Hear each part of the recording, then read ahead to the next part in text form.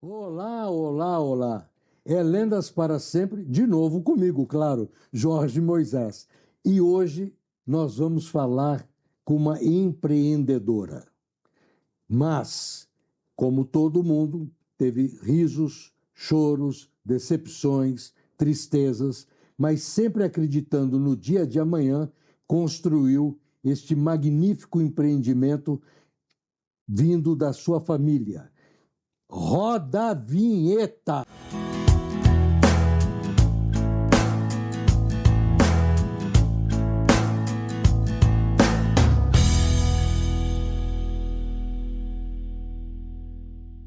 Bom dia! Bom dia, Jorge.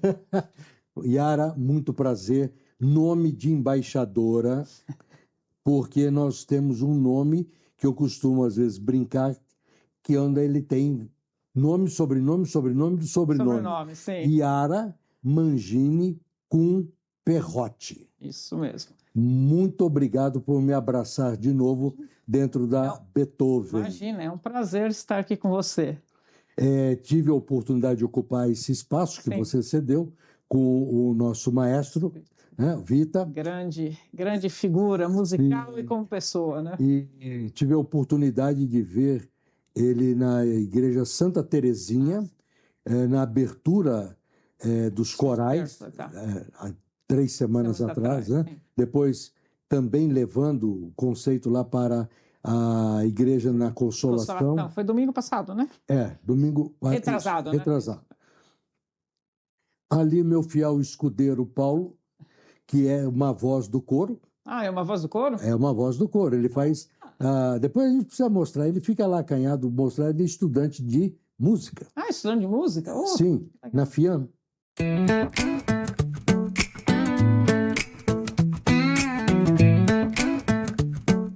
na FAM? Então por isso que ele conheceu o Vita lá. Conheceu o Vita de lá. Por isso. E graças a ele, que depois vamos colocar a imagem do Paulo, que nós tivemos essa alegria de estar aqui no Beethoven. Nossa. Foi o Vita e através do Vita acabou eu estando aqui, né? Sim.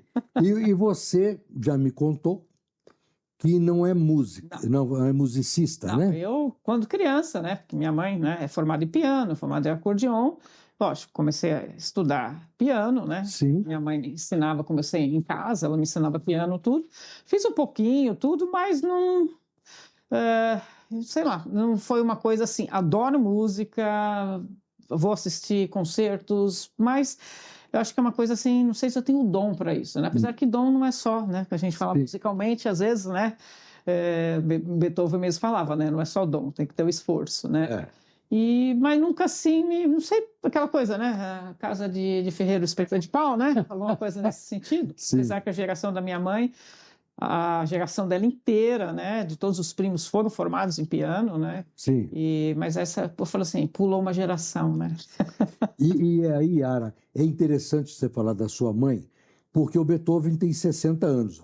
65. O conservatório. Isso. Não o Beethoven. Não o Beethoven. Às vezes tem gente que liga aqui, né? Sim. Não posso ter aula. A gente vai ter aula com o Beethoven? Existem. Tem aquelas histórias aí que às vezes a gente olha aqui que são engraçadas. E a sua mãe é uma das 2 fundadoras do Instituto, Minha né? mãe, ela era aluna da professora Odete Jovino. Ela dava aula na casa... Ela frequentava as aulas na casa da dona Odete.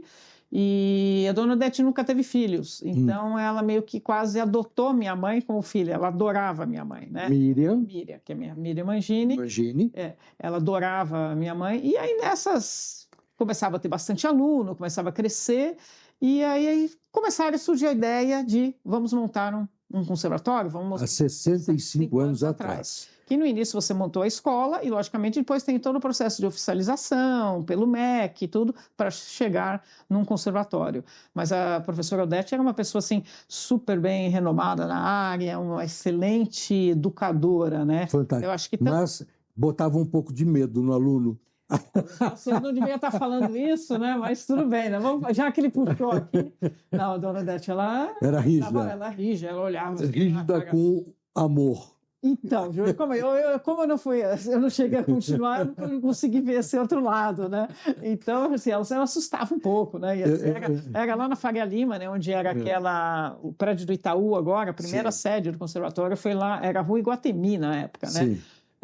Que está 3, 4 quadros aqui, isso, 5 quadros. E tinha até o seu Antônio, né? Que era o marido dela, né? Ela tinha aqui um carro assim, parecido aqueles do Batman. Sabe, aqueles antigos assim, né?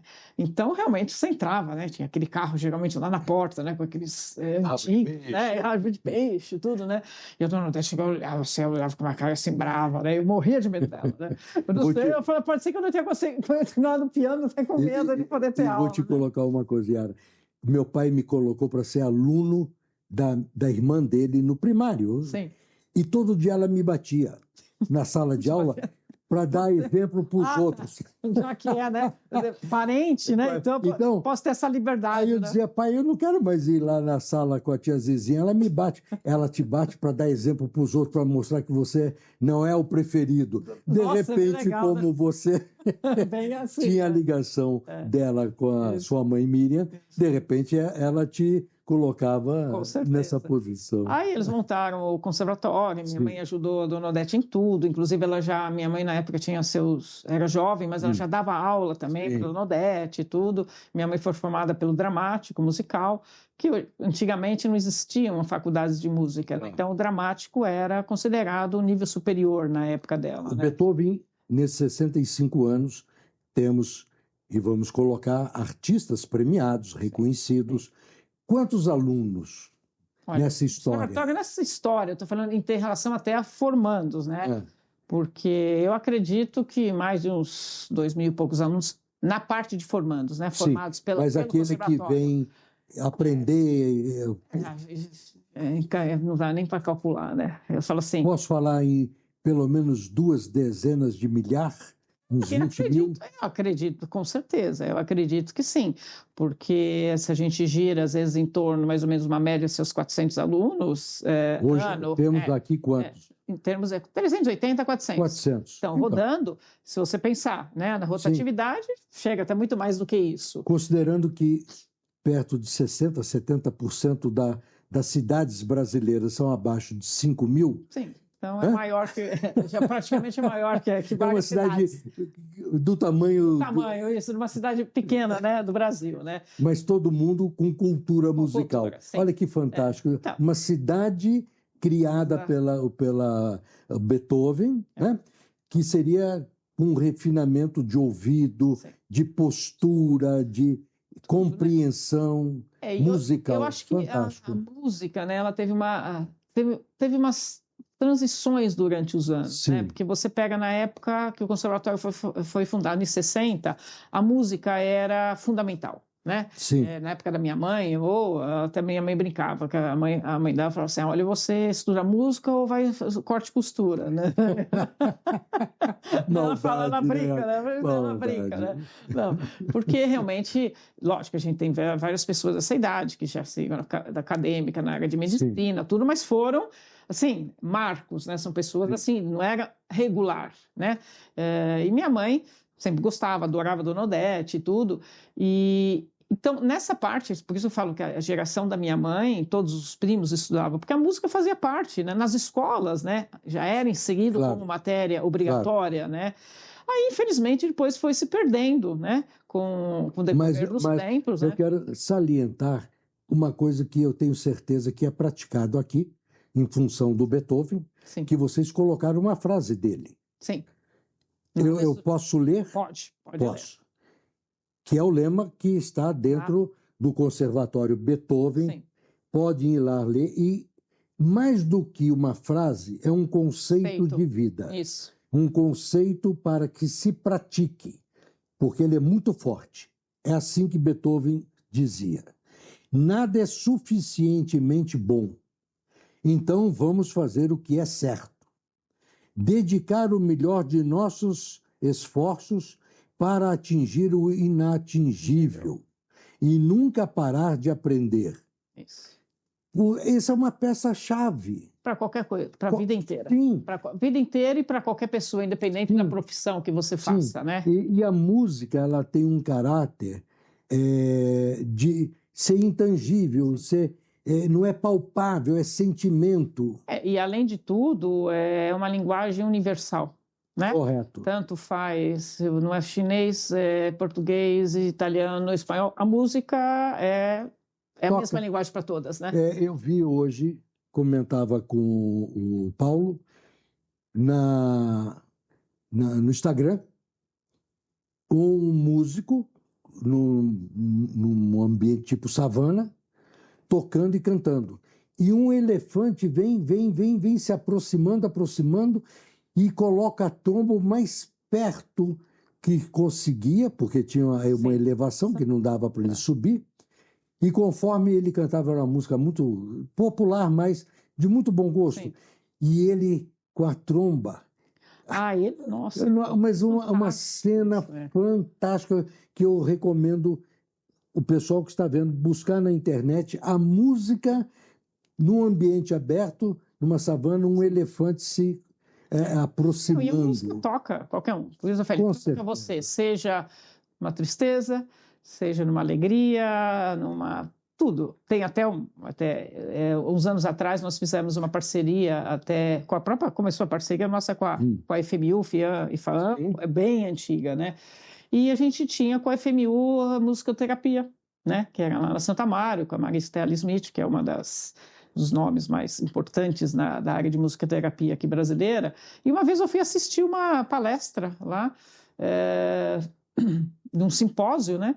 Que a gente até patrocinava, e tinha uma professora que ela estava falando sobre o coma, né? E aí ela citou 3 exemplos de como você abordaria música numa situação de coma. E aí tinham 3 situações. Uma pessoa que já estava meio que em um estado terminal de câncer. Sim. Uma pessoa que tinha tido um ataque cardíaco e um jovem que tinha sido atropelado e estava em coma. E aí ela começou. O jovem, o que você faz? Você reúne a família, chama amigos e tenta ver as músicas que ele ouvia, tentar, porque daí você começa a trabalhar a musicoterapia na coma com as músicas que ele gostava e tudo. Então, para você tentar, né, puxar de volta, né, o indivíduo. Coração, conversava com a esposa, com a família, que músicas, muito pelo contrário. O ideal não era trabalhar músicas que emocionasse, porque poderia até piorar o quadro crítico dele, né? Então, nada assim que mexesse muito com o coração dele. E do que estava em estado terminal, é uma questão assim meio ética do profissional. O que você vai fazer? Vai trabalhar uma música para tentar resgatá-lo? Ou vai tentar uma música de transição para outra coisa? Então, foi uma palestra tão forte para mim, independente da gente ver aqui no dia a dia dos alunos a diferença que a música traz de um garoto pequeno, e depois de uns anos, assim, que ele está aqui na escola, ou depois de um ano, 6 meses que ele está frequentando, a mudança que ele já tem, né? E isso eu quero salientar, porque você coloca que não caminhou pelo caminho da música, mas está na música desde que nasceu. Isso. Conservatório, 65 anos. Minha mãe dava também, às vezes, aula em casa. Então... E hoje você tem um papel muito maior do que ser só ser formado em música. Sim. Porque você que dá o ritmo. Sim.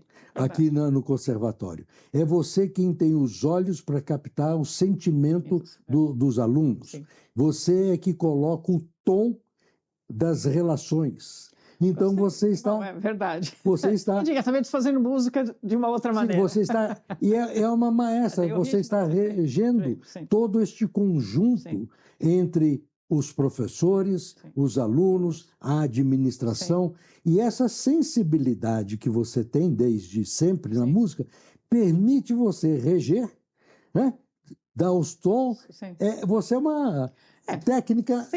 Não precisa tocar o instrumento, você já tem um instrumento à mão que é reger. E se você pensar, são poucos os músicos empreendedores. Hoje em dia, eu acho que até você tem um leque muito maior, mas se você pega a história, né, dos músicos, né, anteriores, eles não tinham aquele planejamento, não tinham uma organização. É simples, às vezes... E na música popular eram boêmios. Boêmios. Então, não pensava no futuro. Até hoje, às vezes, uma das coisas que eu gosto muito de quando eu chamo, às vezes, o professor, né, para uma entrevista, para estar captando o professor... Vamos pensar, o que você espera daqui a 5 anos? Sim. 30% vai me falar, não, eu quero dar aula aqui, depois quero fazer isso, quero fazer aquilo, quero fazer aquilo. Não, então realmente geralmente um pouco mais imediatista, né? Que também tem uma coisa, meu marido, né? Ele era da área de financeira, era da área de tecnologia, e ele falava assim que ele tinha uma inveja dos musicistas. Ele falava assim, né? Falava, por quê? Porque é o seguinte, eu na minha profissão, eu tenho, né, trabalho, e sempre você tem que dar resultado. E ele foi pioneiro de que área? Da área de tecnologia, né? Da Sim. área depois na área de investimentos, e depois até, eu vou te contar, uns projetos sociais que a gente começou a fazer. Questão de que você aprofunde. Isso. Aí ele falava assim, eu tenho inveja, porque é o seguinte, a gente tem que estar sempre correndo atrás de resultado, e o resultado sempre é o resultado financeiro. Né? Sim. Diretamente, né? Cobranças. Porque se não tiver resultado econômico, não existe produto. E aí você pega o musicista, que ele sempre acompanhou, os meus professores, tudo, e falou assim, eles são felizes, porque às vezes eles estão assim, num local, eles tiram uma música, conseguem tirar uma música, às vezes num dia, é uma felicidade interna que eles acabam tendo, independente do resultado financeiro. Sim. O resultado financeiro, consequentemente, vai vir depois. Mas é aí que entra também um dos pilares do conservatório, sim, que você preza, junto com os professores, com paixão pela música. Paixão pela música. Por isso eu falo assim, com metodologia própria, sim, com um direcionamento para o público infantil, também com uma técnica apropriada. Isso. Conta um pouco disso, como é que você mantém esta paixão numa época cada vez mais mercantilista? Então, eu acho que são, igual eu estava te falando, né? Você pega na década de 60, 70, a música era fundamental, assim, para a formação. Então, você pega várias pessoas, hoje em dia, você pega, estudei piano, estudei violão, sei lá, né? Depois foi perdendo, infelizmente, aí começaram a sair da obrigatoriedade do ensino da música nas escolas, né? Somente algumas escolas particulares que sempre mantiveram, mas não como grade curricular, mas como atividades extras, né? Então, a música, eu acho que foi se perdendo um pouco e começou a ficar muito mais pragmático. Não, vai fazer inglês, vai fazer computação, senão você não vai conseguir emprego, essas coisas. Então, a formação foi muito diferenciada. Só que eu acho que a gente agora chegou no extremo oposto, onde tudo é muito racional, né? Tudo está faltando, né? O ser humano, ele precisa desse lado emocional, desse lado de criatividade, desse lado de inspiração, e eu acho que nesse ponto a música agora está voltando muito mais forte. Sim, mas eu lhe pergunto, Yara, você que está dentro do métier, sim, tem maestros aqui, sim, tem músicos aqui, e a IA? E a inteligência artificial? Então, eu acho... E vai substituir? Não. Igual quando começaram a parte de aulas online, principalmente na época da pandemia, as escolas vão acabar. Não, eu nunca acreditei. Porque eu já vi composições, né? Estão sendo colocadas composições. Composições, mas eu acho que existe... Aonde está o sentimento na história? Então, hoje em dia se faz coisa bacana, só que é o seguinte, você tem que saber pedir. Então, se você pega um músico lá que vai saber pedir com detalhes o que ele quer que monte, vai ajudá-lo também. Tá? Ele colocar, eu quero tempo, cadência... Mas vai substituir o compositor? Não. Eu acho que pode ajudar em alguns pontos. Substitui, eu acho que não, porque a qualidade musical é a mesma coisa. Você pega um teclado e pega um piano. Por mais que você fale, o teclado hoje em dia, vocês têm teclados que são o som maravilhoso, mas não substitui um piano desse. Sim. Né? A pergunta é porque você é administradora. Sim. A minha formação é em administração. A discussão acadêmica é até onde vai ser substituído o ser humano, né? Que a IA vai tomar conta. E a gente tem uma discussão que é aquilo que depende de cabeça, que é pedir para fazer o que você está dizendo, não tem como substituir. Não tem como substituir. Então é o seguinte, hoje em dia muita gente fala, vão acabar certas profissões, tudo. Depende. Porque é o seguinte, se você não souber pedir, você não vai saber, vão te entregar uma coisa que você nem vai saber analisar. Sim. Então, eu acho que o IA hoje em dia ajuda muito. Eu acho que ele te facilita o trabalho. Hoje em dia, sei lá, a gente vai fazer alguma divulgação de marketing, por exemplo, aqui da escola. Você vai lá, eu quero isso, atingir público-alvo, papapá.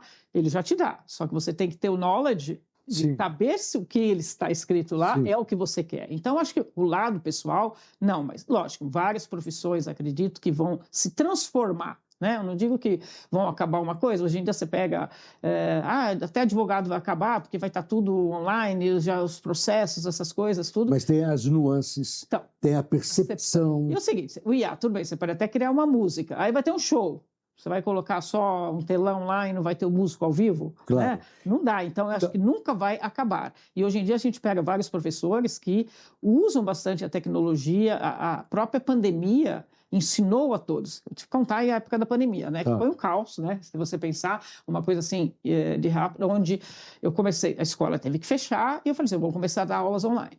Aí você pega, principalmente os professores da área... Por falar em online, quantos cursos tem aqui que você oferece?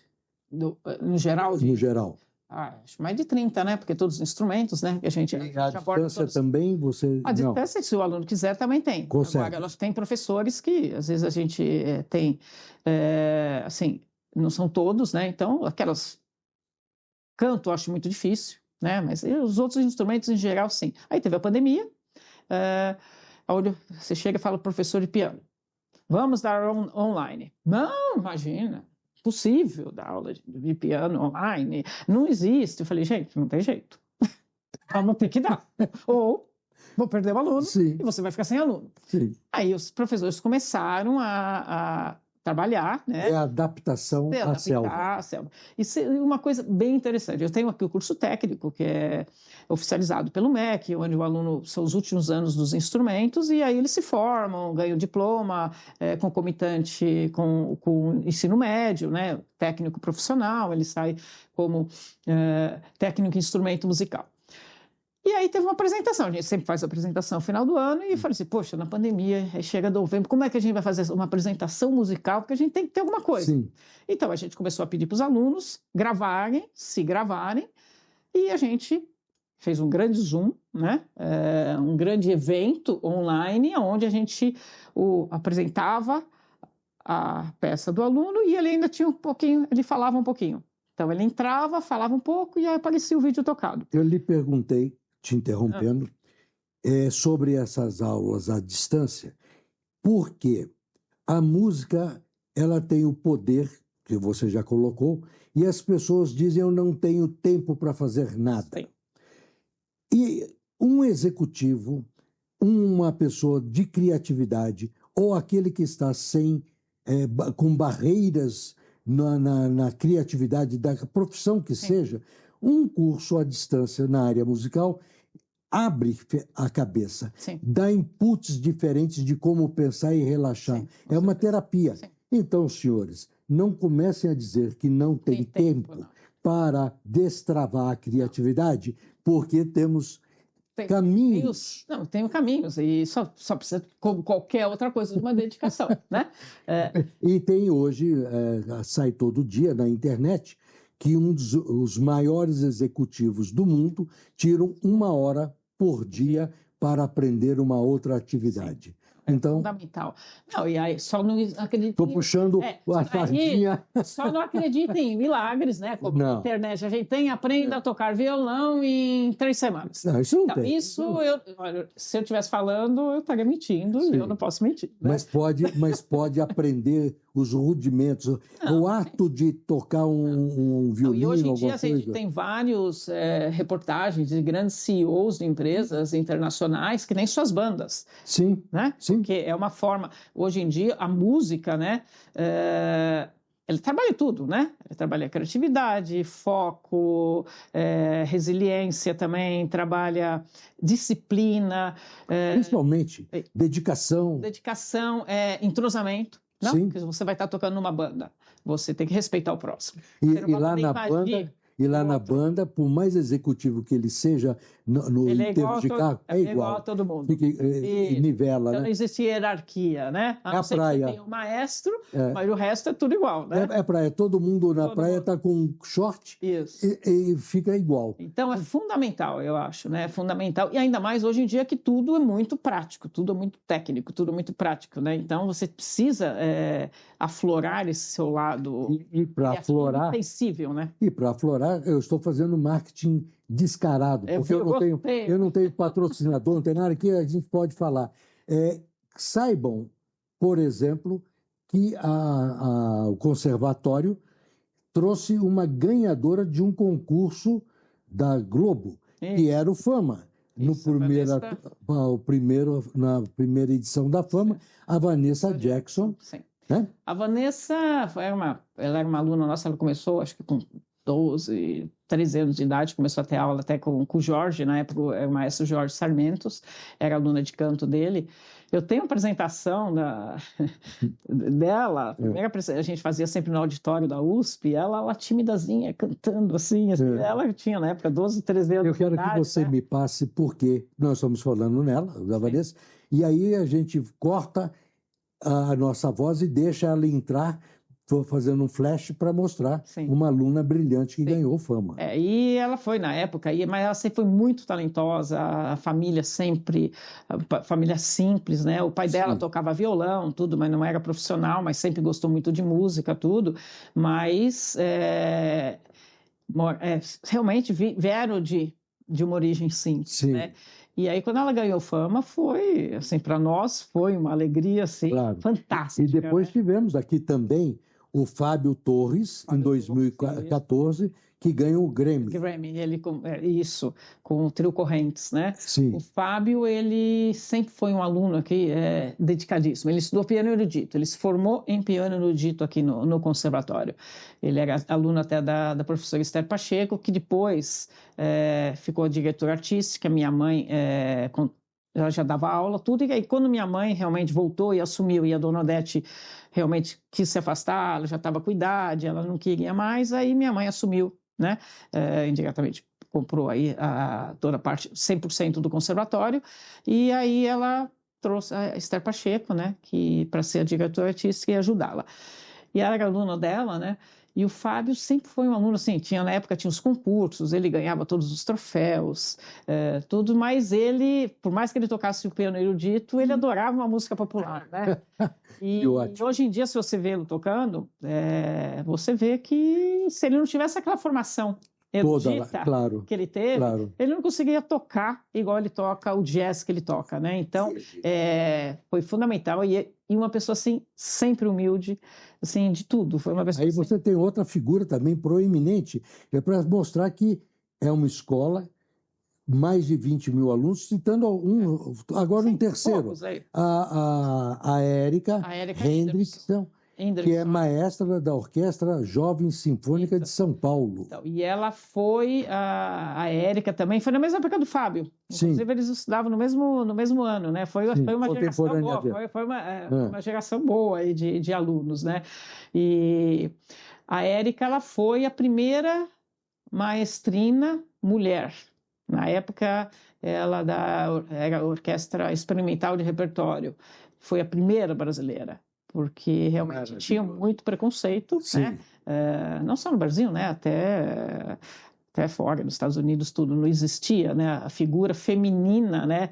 Como regente, era muito difícil. Né? Eu até brinquei com o maestro Vita, provocativamente, dizendo assim, maestro, não é possível que precise de maestro, porque já tocou, ensaiou, para que tem maestro? E ele explicou sabiamente.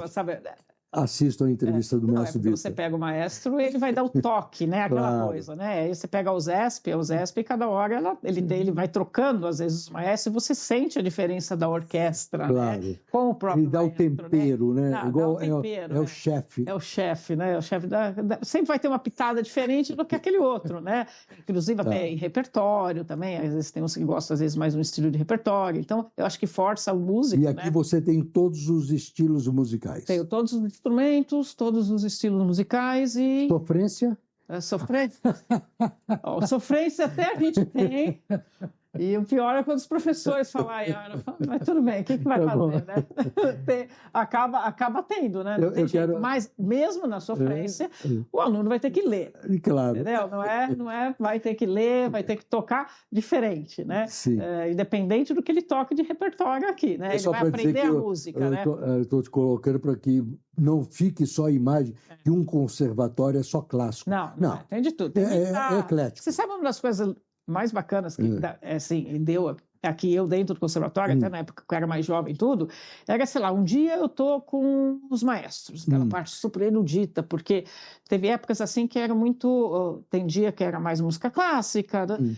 E aí no outro dia eu tô com o baterista, né? E no outro dia eu tô com o guitarrista. Então, é uma vivência assim, né? Fantástica. Fantástica, né? Até de perfis diferentes. E isso daí foi um grande aprendizado para mim, de saber lidar depois com tudo isso. Por isso que eu disse que você é quem rege. Né? E você acabar lidando com tudo isso, porque são totalmente diferentes às vezes. Às vezes os egos são iguais, mas... E as diferenças, elas estão presentes em todos os sentidos. Sim. Para falar do projeto que você criou com o seu marido, tá? Eu quero antes falar do Rodrigo Hipólito. Hipólito, isso. Que ele é autor dos projetos musicais. Sim. Conta pra gente essa história inteira que redundou, inclusive, no sucesso da criação do seu mimo de fim de ano, que era um CD. Então, o que acontece é o seguinte, o meu marido, ele sempre foi tecnologia, né? E todo final de ano ele lançava, ele tinha que dar brinde, para as empresas e para os fornecedores estrangeiros. E aí no ano 2000, aí eu tive o Paulo César Pascoal, né? Que era um aluno de violino, que se formou em violino e depois foi para a USESP, também talentosíssimo, assim, sempre assim, se destaca até hoje. Hoje em dia ele tem várias, ele cuida acho que da Orquestra de Ribeirão Preto, ele cuida ele tem projetos também, tem conjuntos de câmera, é fantástico, toca assim um violino que se arrepia. E aí ele veio trazer um projeto para mim e falou assim, eu estou aqui com esse, você não quer me ajudar nesse CD, né? Um violino bem popular, sou eu no meio de uma roda de choro. Né? Porque, para quem não sabe, né, há 25 anos atrás, gravar um CD não era fácil. Né? Sim. Você tinha que prensar, estúdios, era muito mais difícil você conseguir estúdios. Hoje você grava em casa. Hoje você grava em casa, você tem seu home studio, você grava em casa. Então, os músicos tinham grandes dificuldades. Né? Eu tinha vários, sempre professores aqui, fantásticos, mas que não tinham CD. Sim. Eles não tinham condições, mostrar a arte dele e perpetuar o trabalho. Então eu falei para o meu marido, vamos fazer um teste, né? Ano 2000, né? Novo século, vamos mudar? Bom, eu apresentei o projeto, ele adorou, porque realmente a qualidade musical, o Paulo César toca maravilhosamente. Numa roda de choro, o grupo, né? Na época aí, sempre grandes musicistas aí de choro, desde o pandeiro, desde o cavaquinho, tudo.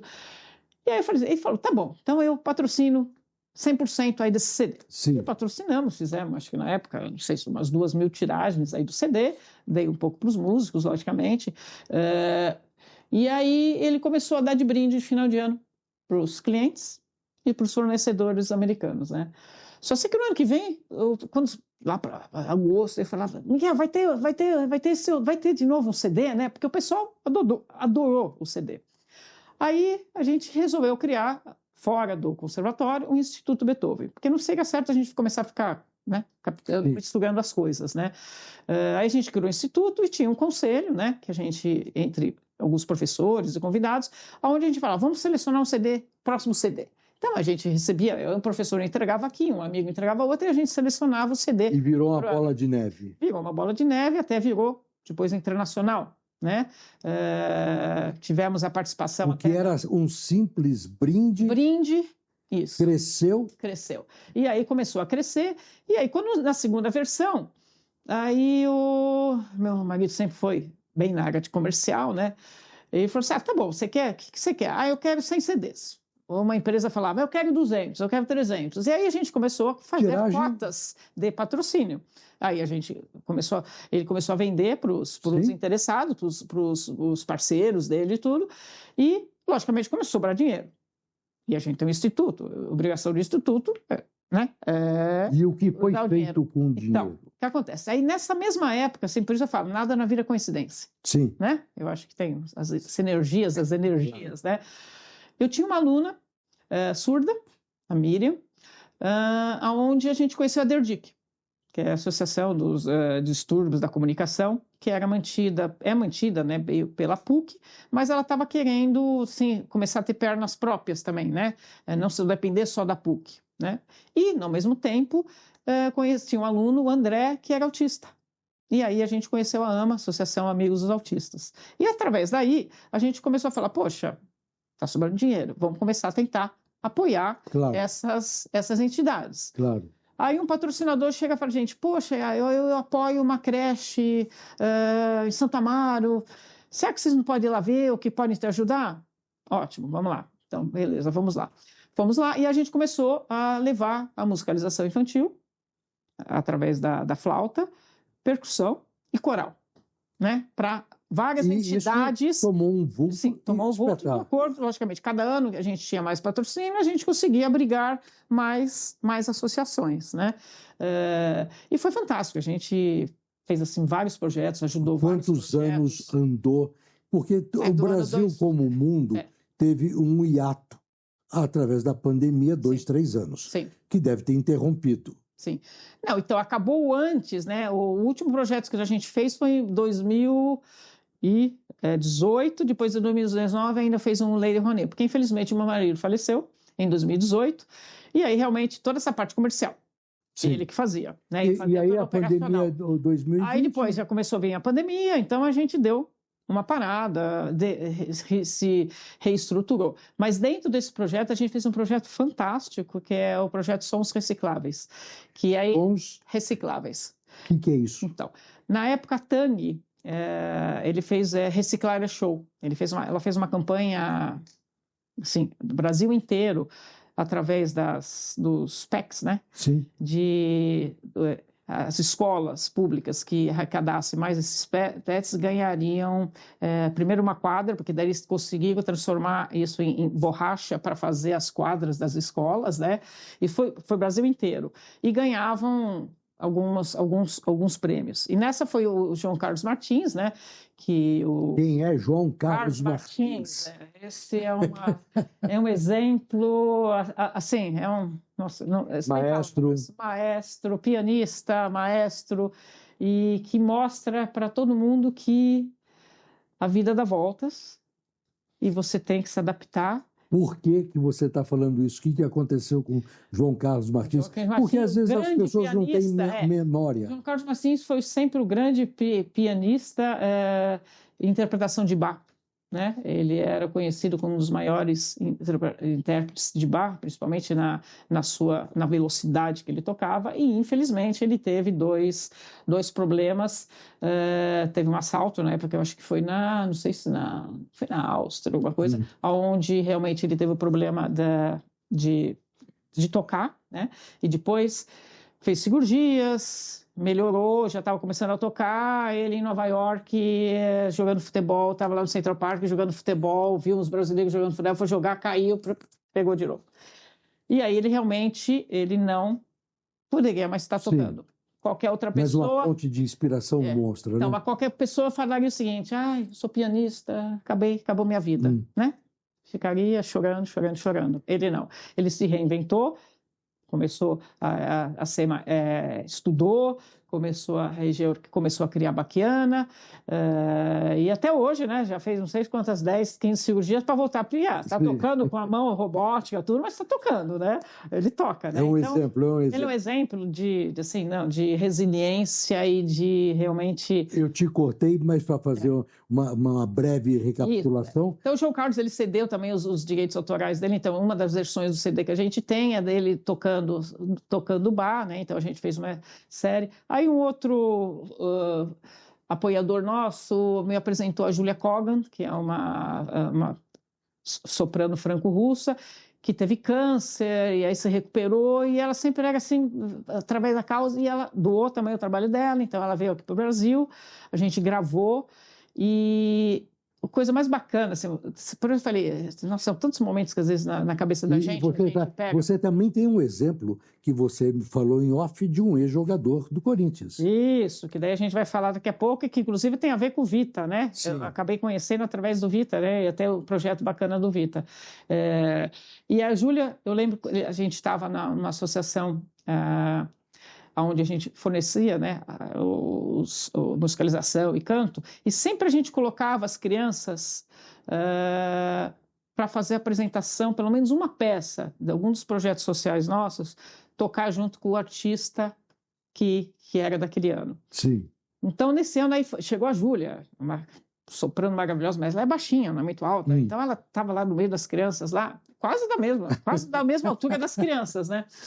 E aí, quando ela começou a cantar, as crianças ficaram assustadíssimas, porque elas olharam, gente, é do meu tamanho, como é que ela canta desse jeito? Você tem que ver o brilho nos olhos da criança. Sim. E essa apresentação a gente fez no São Pedro, então as mães, com todas as dificuldades, levavam as crianças lá para se apresentar, e elas falavam, gente, é o momento feliz do ano, né? Aí a gente também tem o Toquinho, também, através do Luca Bugarini também, ele gravou algumas músicas também, o Toquinho cedeu também algumas gravações. Então, foi assim, foram praticamente 25, 23 e agora anos. está retomando. Agora a gente está retomando novamente com sons recicláveis, que junto com o Fernando Sardo, né, que a gente criou uma orquestra no projeto da Tang, que aí o João Carlos Martins veio nos procurar, que eles ouviram falar que a gente estava fazendo essa orquestra reciclável e falou, poxa, tem tudo a ver com o projeto da Tang, né? Porque o projeto é reciclar, é show. Então, a gente treinou 6 meses na Associação ABCD, aí com a Solange. Ela já tinha um polo também de música lá, né? Uma orquestra, né? E aí a gente levou esses instrumentos recicláveis. Aí o Fernando criou o violino de lata, o violino com cabo de vassoura, o violoncelo com... Você tem imagens? Tenho, vou te mandar. Vou te mandar. É fantástico isso daí. E aí a gente, no final, tocou no Teatro Bradesco, a apresentação foi junto com a Baquiana, com nossos sons recicláveis, e você vê como a música, ela transforma, né? Nessa época, eu conheci uma das violinistas, que era jovenzinha, tinha seus 14 anos de idade, que tocou nesse projeto. Hoje é minha professora, se formou maestra na Unesp. Hoje em dia dá aula para vários projetos sociais também do João Carlos Martins, e começou lá, naquela orquestrazinha, né? E o exemplo do ex-jogador? Então, o Júlio César, eu conheci ele através do Vita, ele tem aquela orquestra inclusiva, né? E eu acabei conhecendo o Júlio César num dos concertos, né? E aí... O Júlio César, ele foi ex-jogador do Corinthians, também da Seleção Brasileira, que aos 32 anos, infelizmente, ele ficou surdo total por causa de um problema de calcificação na infância dele, e aí tomou muito cálcio na gravidez. A mãe, depois com 32 anos, ele tem uma calcificação exagerada, tentou fazer cirurgia, mas não adiantou, então ele é surdo completo. E aí que ele começou, depois de surdo, que ele começou a querer tocar piano. Mas ele fala o seguinte, que hoje ele toca por causa das memórias que ele teve da música na infância. Na época também ele jogou na Bélgica, então ele assistia tudo quanto é concertos, ele fala até nos discursos dele, Pavarotti, assistiu Pavarotti. E ele está no lugar certo, porque com o Beethoven... Então, e aí ele tem 2 livros, um que se chama Jogadas da Vida, que conta mais a história dele assim, sobre o futebol, e tem o Beethoven brasileiro. Porque aí realmente e a mídia, né, começou a falar, o Beethoven brasileiro, né? E agora o Vita indicou ele para ele começar a fazer aula realmente de piano, porque ele começou a compor, mas falta muito ainda a parte técnica, ele se machuca às vezes muito por causa da mão, quando ele tem que estudar muito. Então, agora ele está fazendo aula de piano. Por sinal, semana passada ele teve uma apresentação, ele tocou na audição no recital do professor Juliano Piloni, que é professor dele, né? Ele tocou lá na apresentação, tudo. E é uma pessoa, é outra assim, inspiração, né? Em relação à resiliência, né? Pois é. E só reforça que é o melhor de nossos esforços para atingir o inatingível. Mas é bem isso. Então, está dentro da filosofia que nós abrimos, e nós ficaríamos conversando dias aqui sobre isso. Mas eu quero que fique claro que a música não é uma coisa para elite. Não. A música, ela tem que atingir a pessoa, por isso que eu brinquei com a sofrência. Não importa o ritmo, não importa onde está sendo tocada, porque ela aglutina, ela traz pessoas que ficam em volta, mesmo sem a habilidade do cantar ou tocar, mas participa socialmente. E uma coisa que eu falo, né, é o seguinte: toque e aprenda com qualidade. Sim. Independente, seja aqui, seja em outra escola, em qualquer lugar. Aprenda com qualidade, né? Sim. Porque isso vai fazer a diferença para você. Seja para você como hobby, para você quiser tocar numa banda, quiser se apresentar, ou seja, se você quiser ser um melhor profissional, ainda, né? Yara, vou me permitir. Mesmo que você não tenha habilidade ou não queira tocar e aprender, mas pelo menos refine o ouvido. Não, refine o ouvido. Tenha paciência de escutar do início ao fim, Sim. qualquer que seja a obra que está sendo tocada. Sim. Não coloque no rádio do carro para você nem saber o que está ouvindo. Isso é um dos grandes problemas hoje em dia, quando acabou o CD e quando acabou o disco, né? Sim. O LP, né?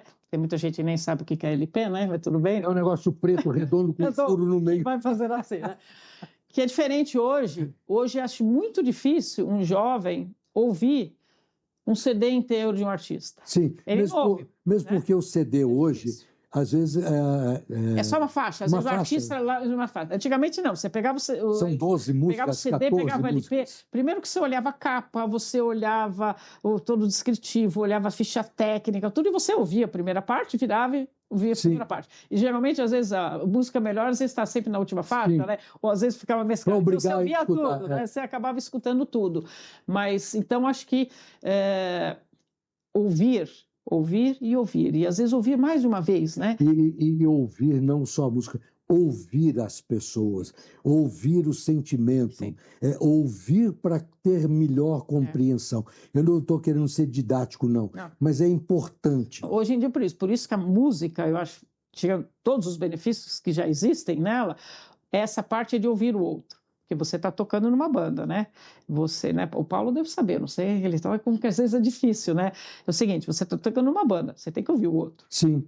Né? Não é você só. Sim. Então você já aprende a respeitar o espaço do outro. E isso você vai usar na sua vida profissional, pessoal. Exatamente. Tudo, né? Porque ouvir o outro é difícil.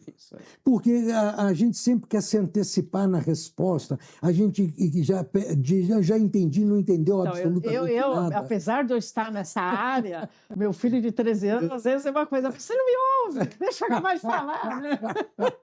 Eu sei que é um eterno aprendizado. Exatamente. Né? E Ari, então eu estou caminhando para o final. Sim. Quero que você, nesse eterno aprendizado que você colocou, deixe uma mensagem para as pessoas, não só virem aqui, né? Mas como a música transforma. Então, eu acredito, né, que a música tem um papel fundamental na construção da pessoa, do ser, né, e na evolução dele. E hoje em dia, cada vez mais, a gente necessita de formas de escapes, né? Sim. E a música é um dos melhores escapes que você tenha, porque a partir do momento que você toca o instrumento, você nunca mais vai ser sozinho.